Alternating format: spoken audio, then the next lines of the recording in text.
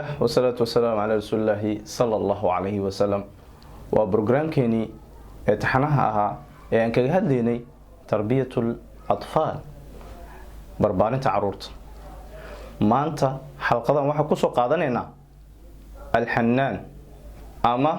عنقنا ودي مرسيت hooyooyin fara badan waxa ka maqan xanaanka ayaa ka maqan hooyadii cunug markay dhasho iyadoon ka bixin umushii ay waxay sameynaysaa way cararaysaa cunugan la joog marka la leeyahay waxa loo jeedaa cunuga mar badan xabadkaaga ha ku seexdo cunuga ha ku dareemo cunuga aad dhunkatid cunuga madaxiisa aad salaaxdid ayaa loo jeedaa cunuga waxa la yiri madaxiisa salaaxida waalidku uu salaaxayo qaliyo fara badan iyo unugyo fara badan ayaa maxay kobcaya waanu u baahan yahay aad iyo aad ugu baahan yahay cunuga waa aragteen marka cunuga madax loo salaaxo sidoo dhahayo qortka siinayo ilmaha koriinka waxa ka qayb qaato xanaanka hooyada maxaad aragteen wiilal iyo caruur fara badan oo dayacan oo meelaha dalbijiis jiif ku noqday waayo waxay waayeen xanaankii hooyadii aabbihi ayay waayeen xanaankun waxa weeyaan caloosha markuu ku jiro ilaa uu dibadda ka soo baxayo cunugu markuu caloosha ku jiro xanaanka ugu badani iyo jeclaysiinta maamada iyo maamada muwaasaadka waxa laga rabaa iyo dabagalka maamada waxa laga rabaa ninka ama aabaha waxa laga rabaa cunugiis inuu dhunkado caloosha inuu dhunkado oo cunugii ayaa uu dareemaya cunuga waxa la sheegay hooyo mar walba akhrin jirtay quraan iyadoo cunuga caloosha ku jiro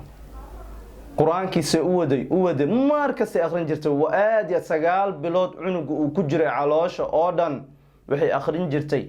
quraanka kariimka ay akhrin jirtay cunugii wuxuu soo baxay asagoo quraanka wax ka yaqaan ayuu soo baxay markuu wax yar korayba cunugii quraan akhrina la arkay way markuu hooyadii caloosheeda ku jiray ayuu wax badan soo fahmay dad yow far badan waxa ka maqan cunuga markuu gaaro 2 sano wax ma fahmay ku leeyihiin cunug sanad jiro ayaa wax fahmayay ka yar wiliba ayaa wax fahmay marka tiraahdo waxa ii soo qabo ku soo qabanaya markaas wuxuu ku leeyahay wixii kale ma fahmay laakiin soo qabadka uu fahmaya maya wax walba uu fahmaya hadaad u sheegtid cunuga oo mar walba la sheekeysatid ma tahay aabo cunugiisa la sheekeysanay oo ag fadhiisanay oo wax badan u sheegay ma tahay ma leedahay gaari oo aad doonaysid inaad bedesho ma leedahay fadhi oo guriga ku yaalo oo aad doonaysid inaad bedeshid ma dhashay caruur oo aad doonaysid inaad bedesho caruurtaada waalidiin far badan waxay dhahaan caruurta markuu weynaado ma bedeli kari wax kasta waa la bedeli karaa hadii loo soo jeesto oo laga miro dhaliyo oo la rabo in la bedelo cunugaaga marka ku tiraadid waxa ii soo qabo oo uu ka diido hadaa tiraadid hooyo macaan ii soo qabo uu ku soo qabanaya way xanaan ayuu u baahan yahay hadal macaan hadal soo jiidasho leh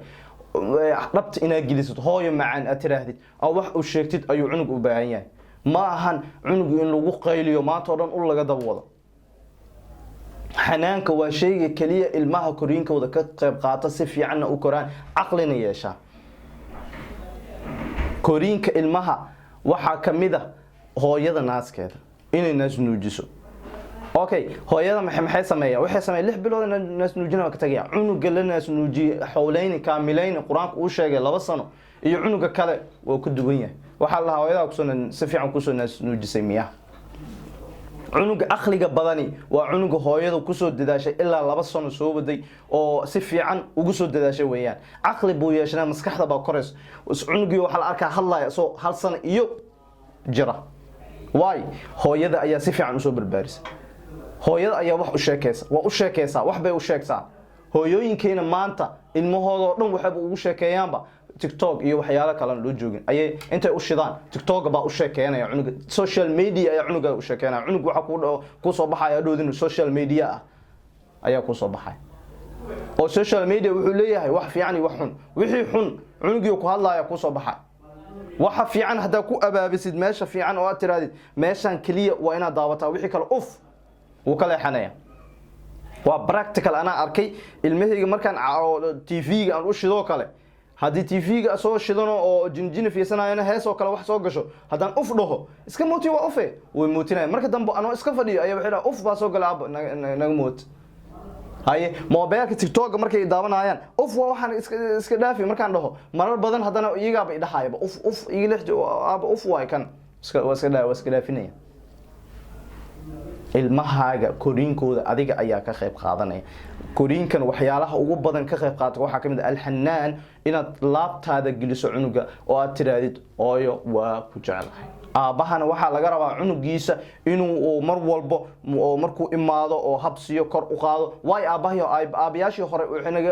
ku fiican yihiin cunugu markay imaadaan sare ayuu qaadi jireen oo bobootin jireen kuwa hadda inta ay markay soo galaan war cunuga ay qabto waa wasaqay ay dhahaan aabayaashii hore markay wax cunayaan ilmaha waxay dhah jireen kaalay ay dhibaanay daaya cunugan ii qaadi kartiin waa isdagaalayna dhahaan halka aabayaasha hadda iyo hooyayaasha hadda markay wax cunayaan ilmaha iska fogeeyaan ilmaha inay wax daadaadiyaan diidaanba ilmihii wadadii saxda ahaa tabtii saxda ee aad bari lahayd adaa iska leexinayaba caruurtaada ma ariba markaad iska eriyeysid iska bariyeysid waxaa la rabaa in aad mar walba xanaanka aad ku dadaashid cunugaaga laabtaada uu ku bato si uu asagoo oo cunug oo maskaxdiisa dhisan oo atfaal ah tifl ah uu koraa la rabaa oo cunug ah ilaan cunugiyaasha way kala duwan yihiin hadhowda markuu weynaado ayaa waxaad leedahay cunugeygii uu xumaaday cunugeedii tuug buu noqday cunugeyga askarba yaa ka dhigay adiga soo korisay cunug kasto wuxuu ku dhashtaa ayuu yiri rasuulka sallallahu alayhi wasallam ala maxay fitra al-fitra waxa weeyaan diinta islaamka ayuu ku dhashtaa aabihiisa ayaa maxay yuhawidaanihi yahuud ka dhigay ayaga yahuud ka dhigay nasraani ka dhigay ayaga maxay wada kala marsiinay mooyaane wuxuu ku dhashaa ala al-fitra ayuu ku dhashaa oo muslimnimo ayuu ku dhashaa cunug kasto dhalnay wax kasto gacanta waxay ku jirtaa waalidka aabaha iyo hooyada ay ku jirtaa koriinka cunuga ayaga ayaana wax laga weydiinaya haduu cunuga qolocdo sidaad ogtihiin gabdhaha hablaha waxa lagu galaa janna lagu galaa koriinkooda ninka habla badan koriyay oo si fiican u koriyay oo hablahaas u guuriyay janna ayuu ku galaya sida daraadeed waxa laga baahan yahay inaad fikirto oo aad cilmi ahaan u qaadato koriinka ilmahayga maxaa ka qayb qaadanaya xalqadan waxaan diirada aad iyo aad ugu saarnay alxanaan oo caruurta ay aad ugu baahan yihiin dhimrinta iyo laabta inay hooyada ama aabaha ay caruurta ay ku jiraan mar walba waxay kugu soo boodayaan waxay tahay waxay ka raadinayaan maxay naxariis ayay ka raadinayaan inaad madaxa u salaaxdo inaad wax fiican u sheegto inaad dhunkato ayay ka raadinayaan markaad dhunkato asagoo waa aragteen asagoo hurdahaysa cunugaaga markaad dhunkato si fiican ayuu sii seexanaya marka waxaan idin leeyahay caruurtiina ka fikira inta ay yar yihiin si ay u noqdaan cunug marka ay weynaadaan markii si weynaadaanna rijaal ay u noqdaan oo dadka bedela bari kamaalin gacantiina ayay ku jirtaa gacantiina ha ka ridina noqda dadkii ka fikira caruurtooda xalqadana intaas ayaynu egtahay. Assalaamu calaykum waraxmatullaahi wabarakaatuh.